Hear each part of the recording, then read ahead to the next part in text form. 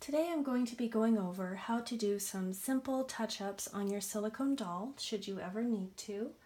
In this video I'm going to be going over patching minor flaking or peeling, shiny spots that need to be rematted, adding shine to lips or nails, and patching any tears.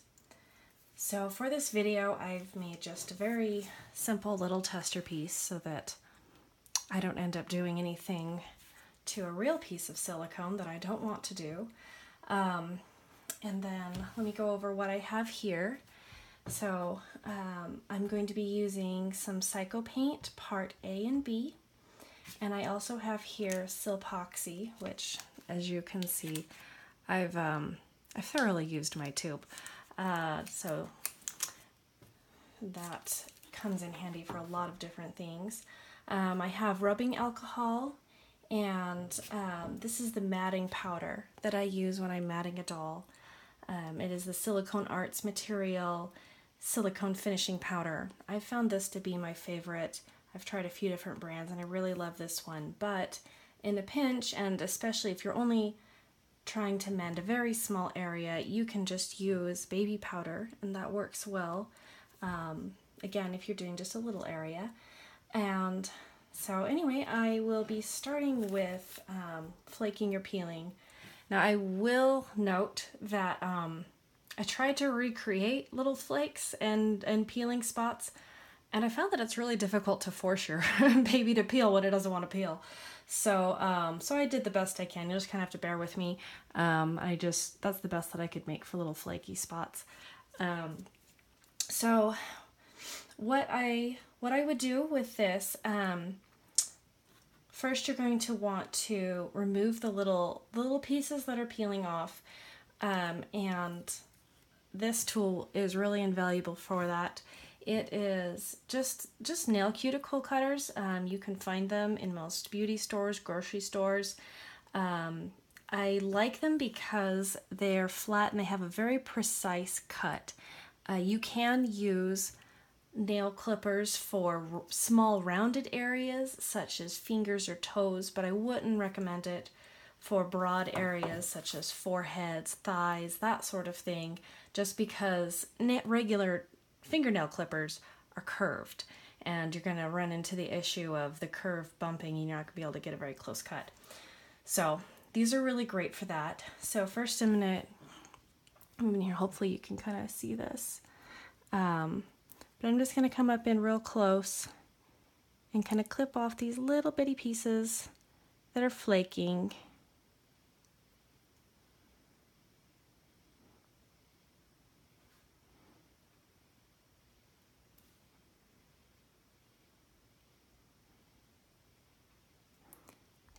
So, and again, these really aren't true flakes. I actually had to kind of create little peel spots with my knife, truth be told, because I couldn't get it to actually peel, but just for the sake of example. Anyway, so now that's nice and smooth. So, one thing I forgot to get out is you will need cosmetic sponges. And again, you can get these, just in the makeup section of most convenience stores. One thing that is important to remember when you're working with silicone is you want your environment to be latex free, because latex will inhibit the curing of silicone. So I personally have never run into cosmetic sponges that are not latex free, but just make sure that you note that on the packaging it will say latex free. And then if you decide you want to wear gloves, I typically don't unless I'm working with chemicals, but if you do, make sure your gloves are latex free as well. So now that we have this all trimmed up, we just need to go over it and remat it, we can seal that. So so for this one I will use the Silpoxy. You can either use the Silpoxy or the Psycho Paint for matting. If you're working with a large area, go with the Psycho Paint because the Silpoxy cures really quickly. It's really good to have on hand. It's really handy for if you end up ever tearing, like maybe if you accidentally tear a little finger, or you're trying to get a pacifier into a mouth and you open it too forcefully and tear.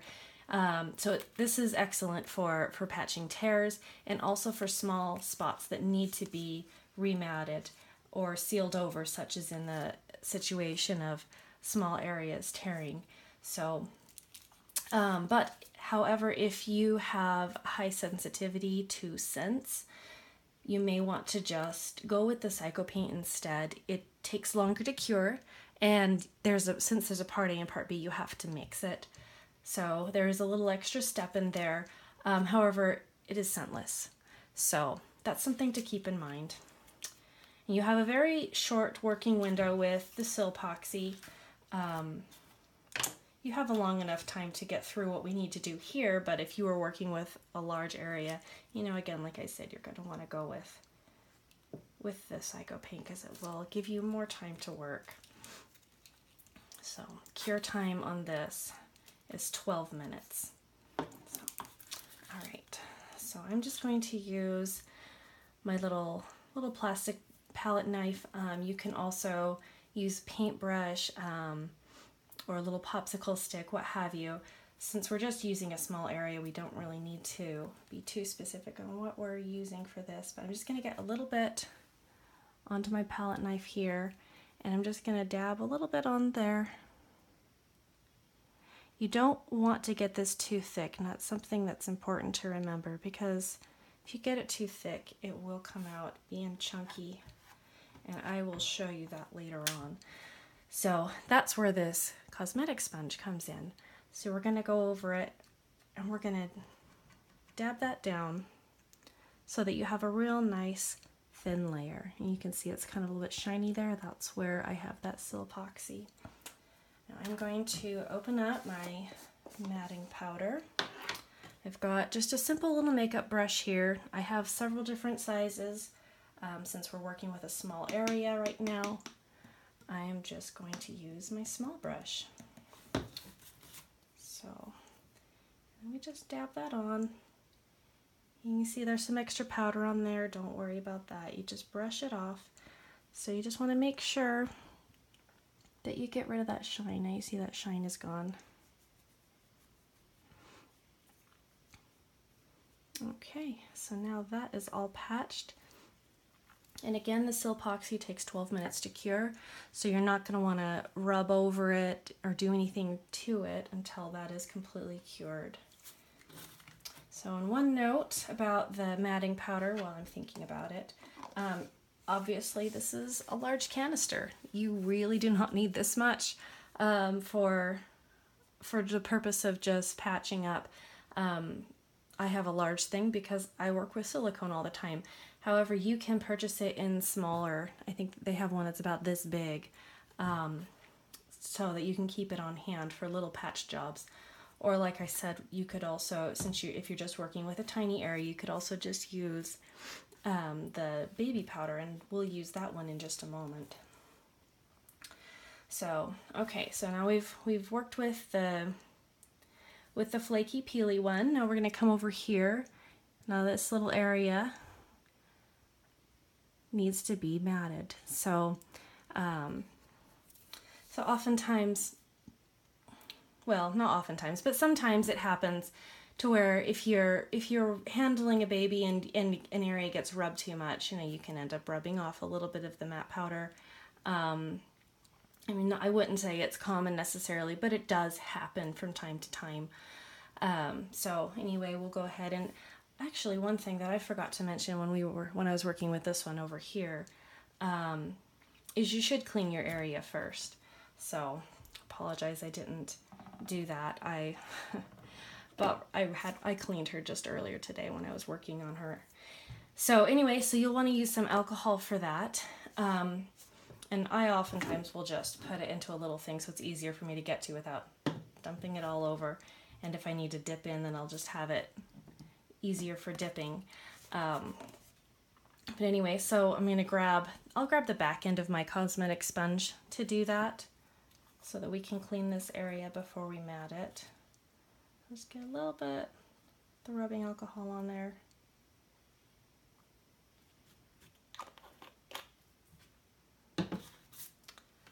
So you just wipe over, you know, and this will make sure that you don't have any little bits of lint or oils from your fingers or anything else that might be on your baby just from handling. Okay. And then I'm actually just going to flip this over real fast and make sure that it's dry. Use my dry side to kind of soak up what's left. Okay.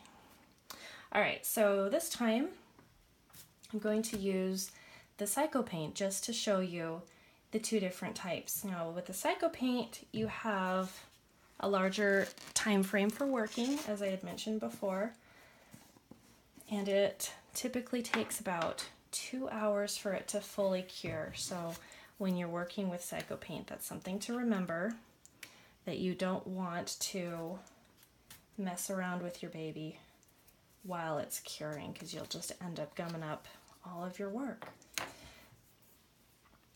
So, and then just like with this one, I have a larger canister than what you'll need. They do sell them in trial sizes, and that is more than sufficient for doing little patch jobs. So I'm just going to scoop out a little bit on here. We don't need a whole lot since we're working with just a small area. I'm going to put this into my palette. You can't hardly even see it, it's so little, and it's clear. Now, one thing to remember with the palettes or bowls or dishes or whatever you decide to use is you're going to want to use plastic. While silicone only fully bonds to silicone, it is more difficult to clean off of glass and metals and things like that because it tends to get a little more sticky, whereas with plastic, once it's fully cured, you can just peel it out. It's a super easy cleanup. So I'm going to come into my part B and let that kind of run down here. I'm going to scoop some out. I'm going to make sure you get equal parts. You know, pay attention to how much you're scooping out so that you can scoop out the same amount from the other jar. Put that into your palette as well. I'm going to clean off some of that extra. I'm going to go back and put my lid on so it doesn't catch any dust inside there. All right. And then we want to stir it up. If you get too much of one and not enough of the other, then you will end up having it won't cure as well as it should. So the mixing, you need to make sure you mix it up well, and then you add equal parts of A and B. Okay. All right, so I'm going to take a little bit onto the end of my little palette knife here. And same thing, I'm just going to dab it. I'm actually, just for the sake of showing you, I'm going to do part of it using the matting powder, and I'll do the top part up here using baby powder. So you can kind of see using both kinds.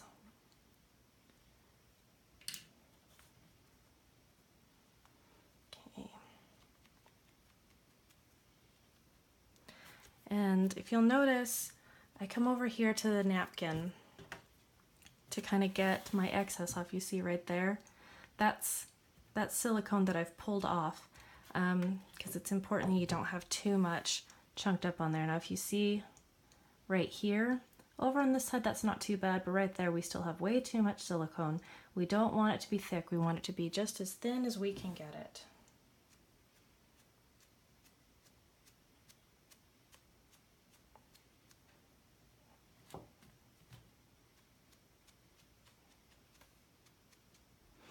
Okay, so now it looks like we just have a little sheen rather than like a high, thick gloss.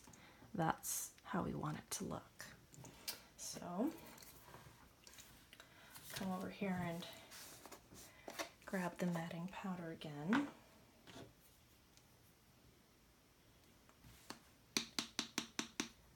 I like to tap the extra back in here so I don't get too much.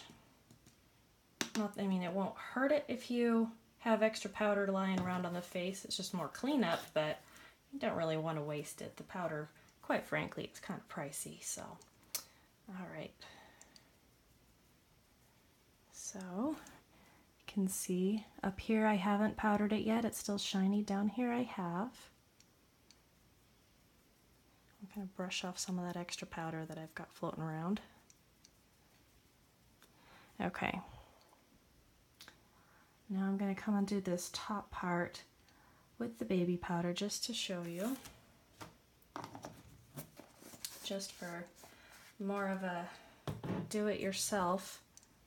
If you've got this on hand, I'm using a cornstarch based baby powder.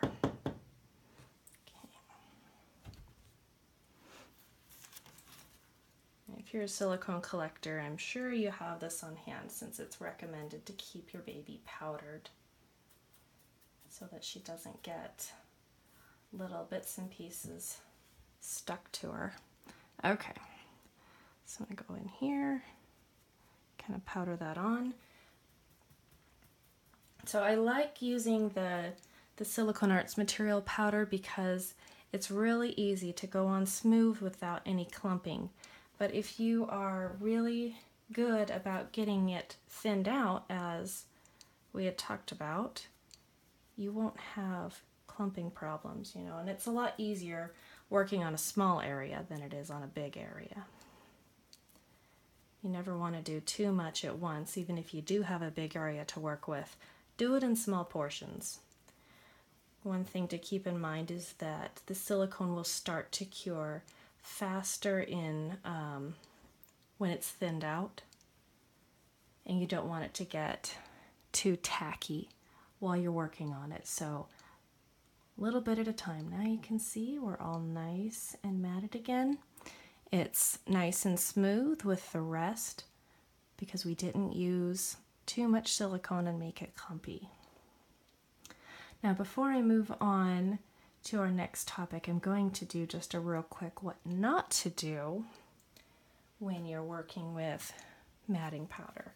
So you remember how I said not to get it too thick? Well, I'm going to do a spot that is too thick so you can kind of see what happens if you don't pounce out enough of the silicone. Oh, sorry, I just bumped the camera here.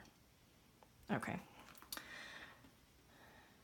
I'm going to come up here on the forehead. We'll add some of this. Oh, that's chunky. Ugh. Okay, and we'll pounce it a little bit, but oh, didn't really pounce it enough. But I'm going to go ahead and mat it. So you see how it's textured and thick there. I'm just going to go ahead and use this baby powder since it's already out.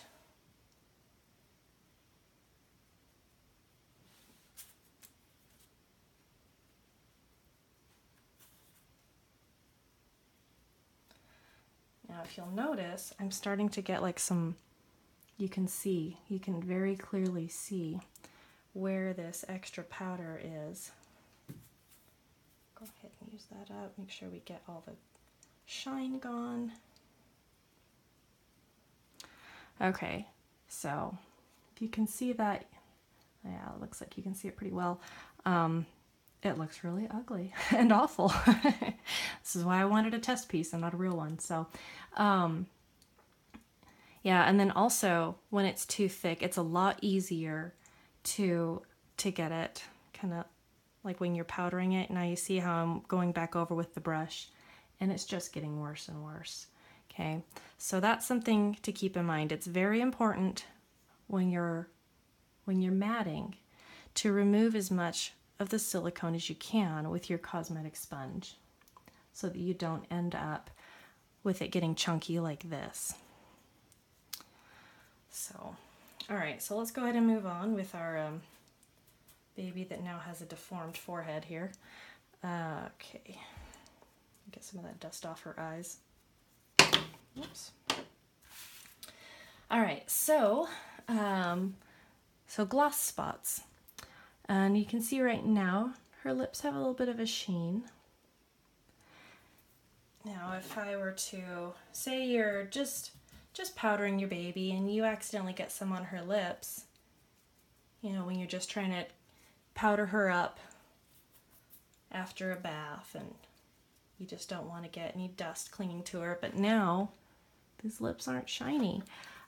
Since we didn't put any silicone on there, that's not going to be permanent.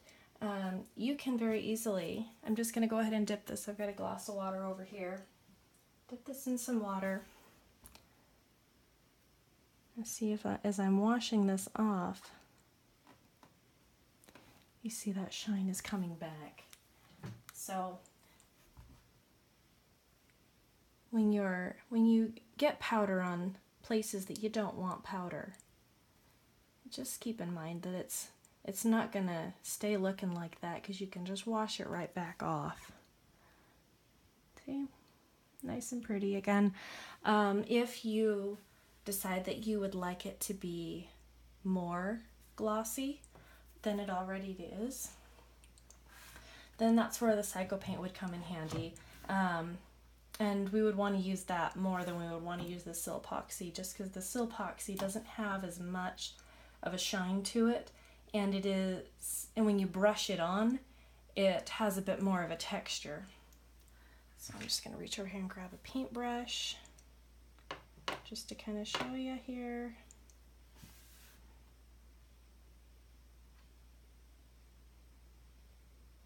Just going to do the bottom lip just to save time. Okay, and now it's super glossy. So, and I guess one more thing I probably should have mentioned when you're matting, if you're matting near a glossy spot, like if you're up around the chin, or if you're doing the hands and you're close to nails, and you accidentally get some of the silicone and matte powder onto those shiny spots. So let's come over here. I don't have a lot left, but we'll just grab up what's there. Just kind of dab that on. If you were to let it cure like this, then that's going to permanently stay like that. Of course, you can go back and gloss it again, but what would be a whole lot easier, and this is what I do when I'm working with matting powder, I take a little bit of the rubbing alcohol, I dip a Q-tip in it, and I go back and clean it off. You know, and like I said, do this before it cures. Get that matting powder and the silicone off of there, and then it will remain glossy as it was before you started matting.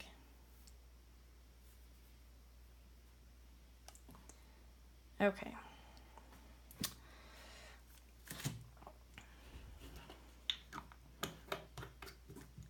Now moving on. So the last thing that we had left to cover was patching. So I'm just going to, don't do this to your doll, obviously, but I'm just going to come in here and make a little snip just so that we have something to patch. Okay, so now we have a little tear in here, and like I had mentioned earlier, tears can happen if you were to pull too forcefully on fingers, toes, if you try to open the mouth too far. You know, I mean, the silicone is relatively durable, but there does come a point in which it will tear if you're too forceful with it. So, and this is where we're going to want to use Silpoxy. So we'll just get a little bit out. I'm just going to kind of stick my toothpick down in there because we don't need too much. There we go. So just get kind of a little bit, I don't know if you can kind of see that. I'm going to come in here and open up our tear and just kind of paint that little bit in there. You don't want it to be too thick because the Silpoxy, when it's let to be when you let it to get too thick in there, you'll be able to notice it more after it's cured. It'll look like there's a little line in there, and I mean, patching little tears and things like that it's not going to be perfect, but it will help it to look better, and also to not prevent it from getting too much worse. Put the lid on that. Always make sure you close your Silpoxy because, as I mentioned, it dries fast. You don't want to ruin your whole bottle by leaving it open. All right, I'm going to put just a little bit more in there. Okay, and then you can see there's a little bit of a shine there. You just wipe that off. If you still have too much shine, you can go over it with a bit of matte powder. So, and if you have a place, you know, like this where when you let go, it still kind of wants to come open a bit, just hold on to it for a couple minutes. It starts to cure very quickly, so you won't have to hold on to it for too long, and it's going to be completely done within those 12 minutes. So, and then it'll be all patched. So there you have it. I hope this video has helped you to learn a bit more about doing some little touch-ups on your own doll at home. And yeah, so thanks for watching.